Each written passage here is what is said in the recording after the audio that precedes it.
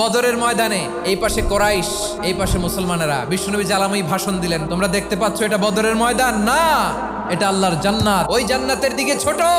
বিশ্বনবীর কথা শোনা মাত্র সাইয়েদনা উমাইর ইবনুল হুমাম বললেন বাখ বাখ, মানে চমৎকার। বিশ্বনবী বললেন মা ইয়াহমিলুকা আলা কওলিকা বাখ বাখ ইয়া উমাইর, আমার এই কথা শুনে তুমি কেন বললা বাখ বাখ?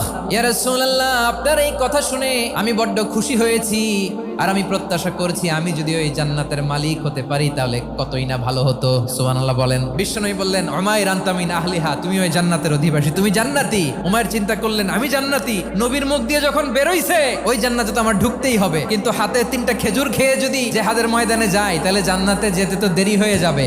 এই চিন্তা আসা মাত্রই খেজুর 3টাকে তিনি ছুঁড়ে মারলেন, তলোয়ার বের করে আল্লাহু আকবার বলে বদরের ময়দানে ঝাঁপিয়ে পড়লেন। আল্লাহর শত্রুদেরকে কচুকাটা করে এক পর্যায়ে শাহাদাতের সুধা পেয়ে নিজেও জান্নাতি হয়ে গেলেন। পড়েন সুবহানাল্লাহ।